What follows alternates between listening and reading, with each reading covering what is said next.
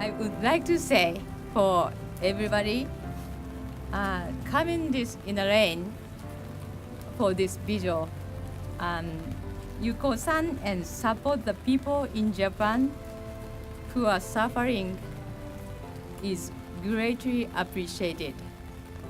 And thanks again.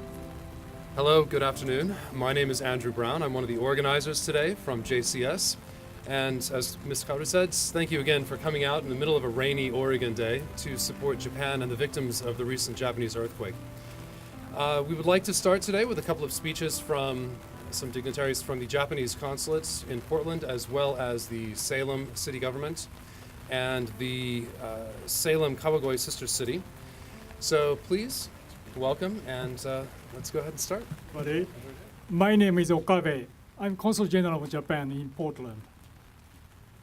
Just a week ago, I was supposed to be back in Japan for wedding. In fact, not for my wedding, but for my son's wedding. Northern Japan was ravaged by unprecedented apocalyptic earthquake and tsunami.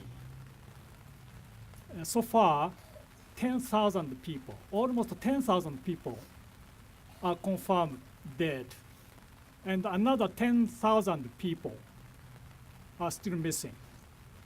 And 500,000 people became homeless because of the disaster. A severe hardship and heartache befell even those who survived this trial. They lost their houses, their fortune, and above all, their loved ones. In fact, people of Japan love nature. They are true lovers of nature. And they usually accept natural disasters as part of their life. But this time, the magnitude of disaster was anybody's imagination. It was really apocalyptic. So people do not know what to do, in fact. They are in deep sorrow and distress. And today we saw many people here gathering to voice their support and solidarity to the victims of the Japanese disaster, earthquake and tsunami. I'm so thankful to you for coming here braving bad weather. And this is really heartening, and it's a great encouragement to the people of Japan who are in distress. And my job is to convey your strong message to the people of Japan. Don't lose hope. You are not alone. There are so many people of Salem, Oregonians, who are really caring about you. Thank you very much.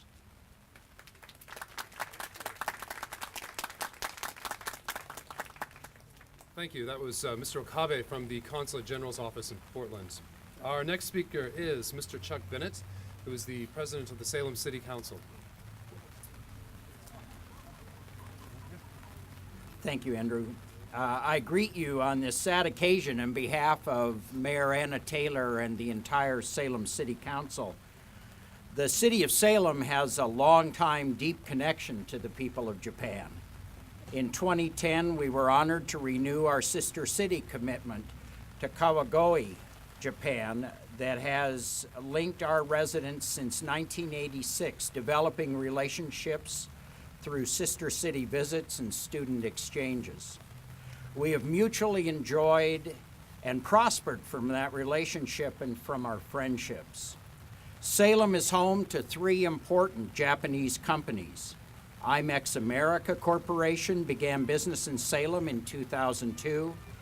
Yamasa Corporation sited its first overseas factory here in 1994, and Sanyo Solar of Oregon opened in 2009. Salem's campus for Tokyo International University of America, at my alma mater across the street at Willamette, brings many Japanese college-age students to live in our community each year, and we enjoy all of you so much. So as we think of the tragedy in Japan and the trying times that follow, we think of these businesses and the friends we've made, the employees who've worked beside us, and the students who have been educated in our city. Our thoughts and prayers are with all the people of Japan. We hope for their safety and for recovery of all those who've suffered losses and who will face hardship in the days to come. We encourage residents of Salem to contribute to organizations that are providing greatly needed relief to Japan, and to keep them in our thoughts and prayers as they move forward on the long road to rebuilding their country. God bless Japan. Thank you.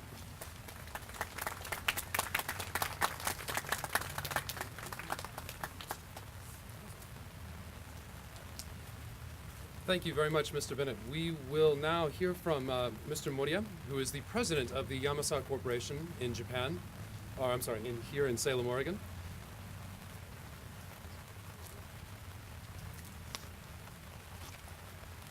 I would like to thank everyone for coming today. My name is Masaki Moriya, and I am president of Yamasa Corporation.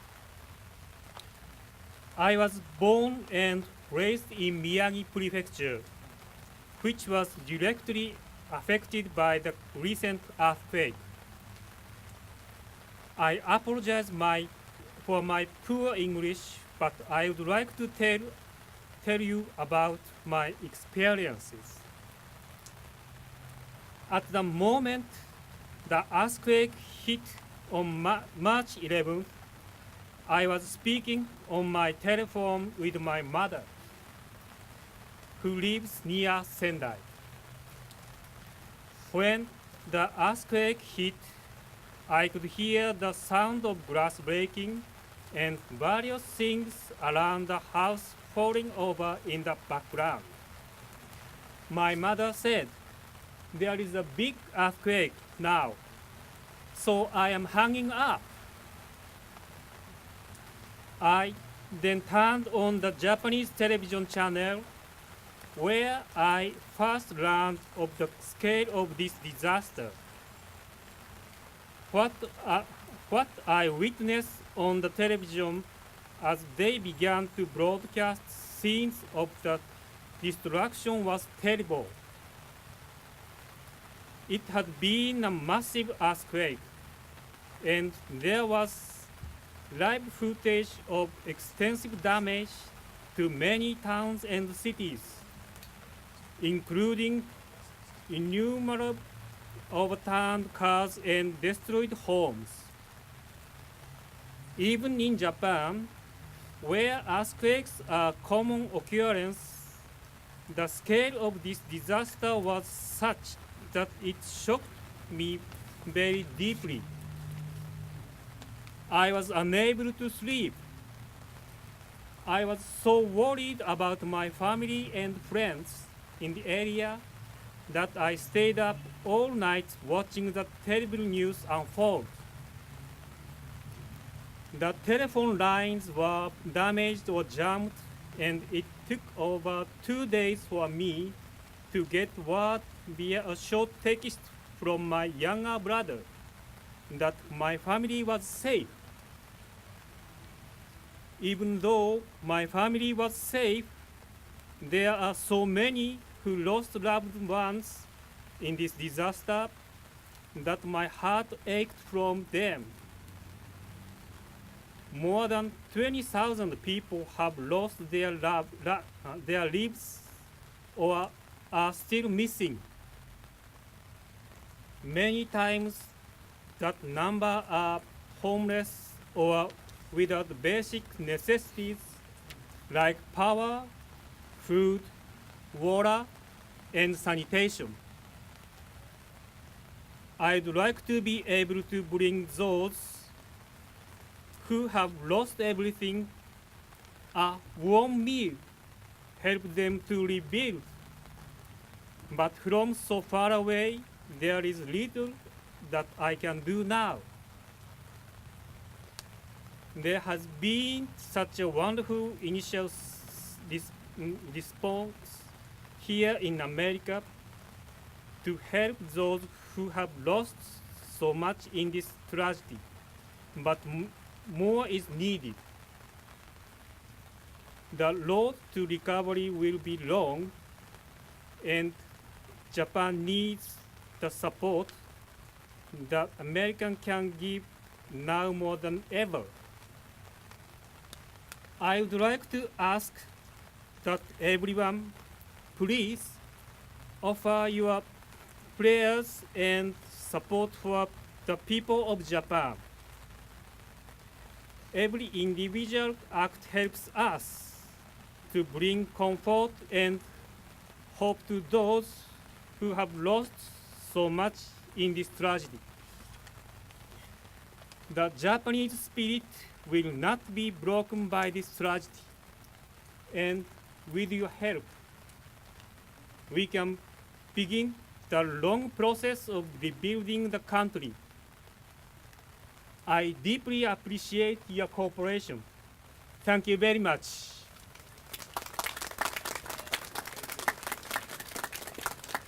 Thank you very much, Mr. Moriya. Next, we'd like to bring up Mr. Berman, who is a member of the Salem Kawagoe Sister City Council. If you would, please. Thank you. Thank you. Good afternoon. My name is Arthur Berman, and I'm from the Salem Kawagoe Sister City Group. As I watched the TV, I was reminded of a horror film, and yet all of it was true, every bit of it. Kawagoe is close to the city of Tokyo, but was not as impacted as Sendai and all the other communities northeast of Tokyo. But even with Kawagoe, they are suffering a little because of the different blackouts that they have, the lack of supplies and transportation, and also the feeling of their friends and relatives that are in the northeast of Tokyo who are suffering very much by them. Japan has been a true friend of the United States, and as a true friend, it is suffering for us to see what has happened to them. As a friend, I think that we also suffer from that as well. So anything that you may be able to do to help the citizens of Japan would be greatly appreciated. Thank you.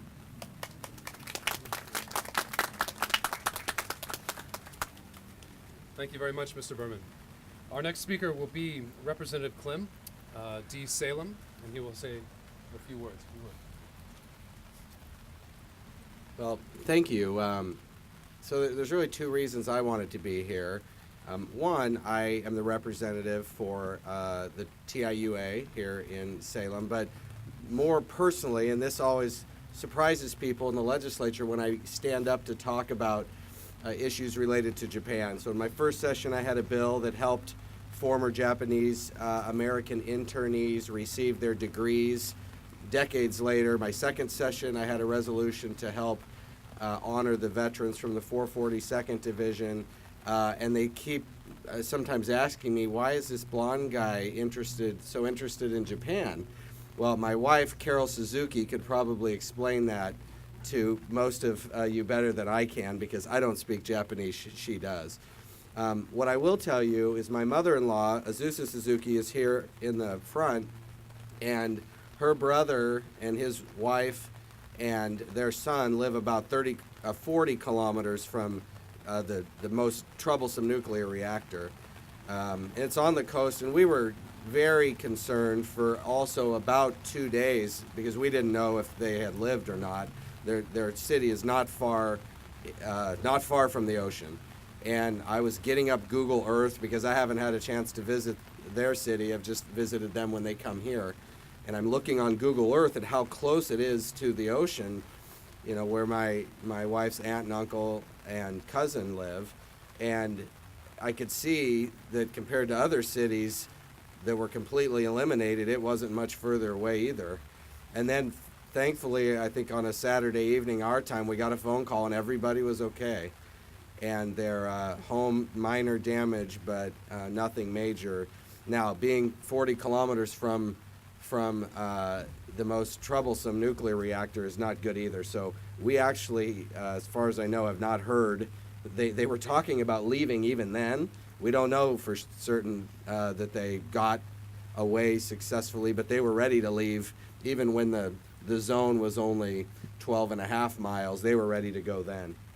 And Azusa's brother, I think, has been an outspoken person in that area about those nuclear reactors for some time, which is quite an irony. So anyway, it had a very personal effect on our family. We have a 3-year-old daughter. She could see some things on the television occasionally, and I'm not sure she didn't understand whether it was a game or not, as somebody indicated. Someday we'll explain to her that this was her great aunt and uncle who lived right there where this happened, but at this point she just saw scary fire and water and had a lot of questions about that. So obviously, as a representative of a lot of folks who live in Salem who have ties to Japan, and as the husband of somebody who has direct family members there, I'm certainly thankful to you all for coming out today. I spoke with the governor's staff over the last few days. They'll be issuing a proclamation soon as well, and I hope that everybody in the United States, but certainly in Oregon and in Salem, make every effort they can, whether time, labor, prayers, love, and assistance to our brothers and sisters in Japan as they struggle to recover. And thank you for coming tonight. I know it's a candlelight vigil, might be a little hard with the rain, but we appreciate the sentiments, and thank you for being here.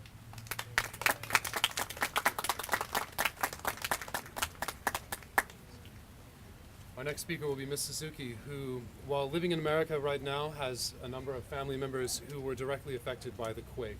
She'd like to share some of her experiences.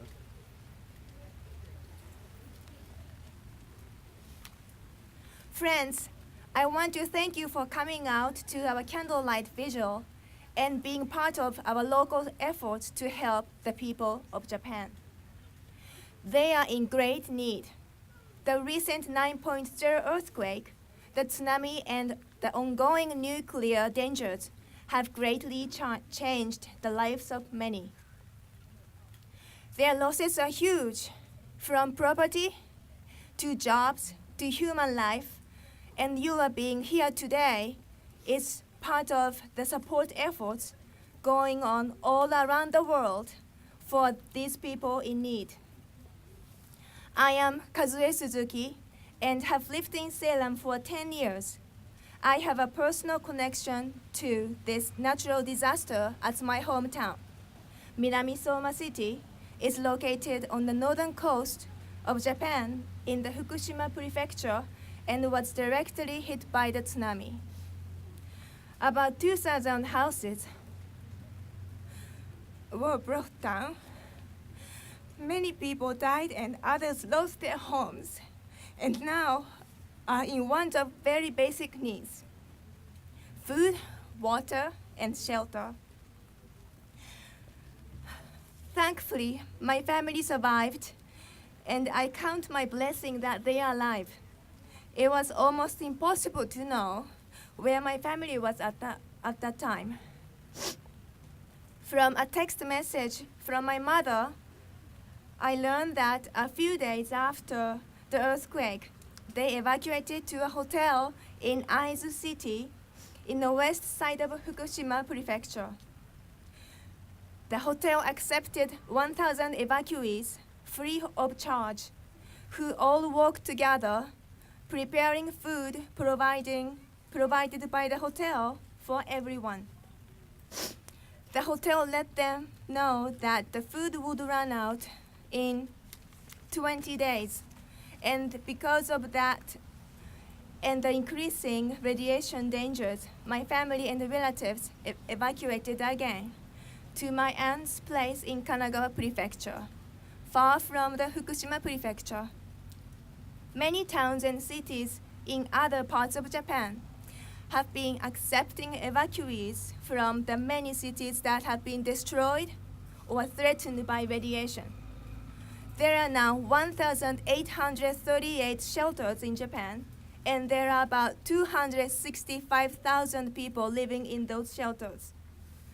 My heart is deeply connected to my hometown, where I was born and grew up. It makes me so sad to see this natural disaster hit Japan. Nobody expected this disaster.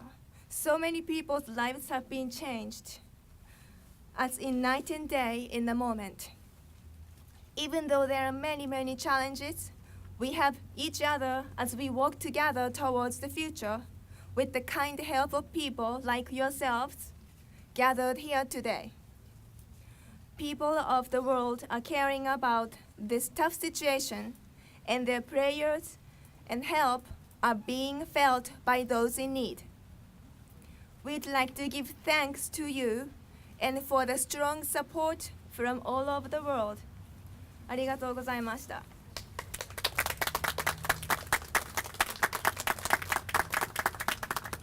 Thank you, Ms. Suzuki. Now, this brings the end of our speech portion. There is a number of things that are going to be taking place after. But first of all, I would like to say again, thank you very much for coming out in the rain, even though it seems to have stopped a bit. We very much appreciate your support. And right now, I would like to turn this over to Reverend Davis. May we now feel our deep sense of connectedness to the sacred power that sustains all things. And also, let us be aware of our connectedness to each other, both here and afar. As we stand here on these Capitol steps this afternoon in Salem, Oregon, we are experiencing mild discomfort in the rain. It's a little cold. But we should be more mindful of the great suffering and the painful loss of life and the uncertainty facing our friends in Japan. And as we are truly mindful of this suffering, feelings of compassion arise. For when our vision is clear and our hearts are open, we recognize ourselves in those who suffer. Even as these natural catastrophes have caused great suffering and loss to our sisters and brothers along the northern coast of Japan, this devastation also reminds us of our essential kinship with one another. So today, may we realize ever more fully that beyond all cultural and ethnic and racial and economic and even ideological differences that too often lead us to see one another as different, we are, in the deepest sense, members of one body. So our hearts and our helping hands go out to you, dear friends in Japan. May the days ahead bring newfound hope and healing for you. And finally, we thank you who now suffer loss for the gift of the noble example you have provided to us in the face of your adversity. May the memory of the grace and the dignity and the courage with which you have faced your suffering remain in our hearts and guide us when we in turn face losses and sorrows ourselves in day to come. Amen.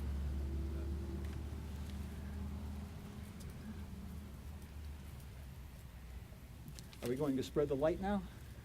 Yes, please.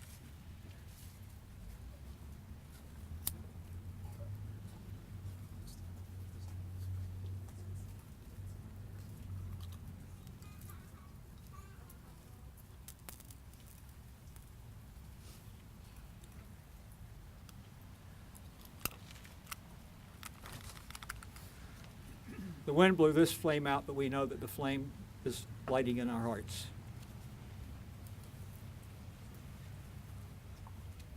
A minute of silence. 黙祷。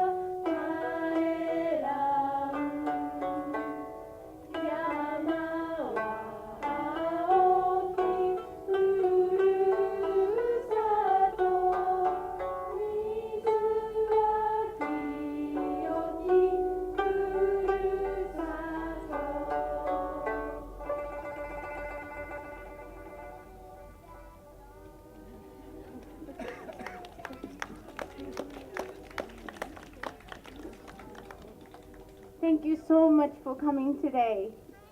今日は雨の中どうもありがとうございました。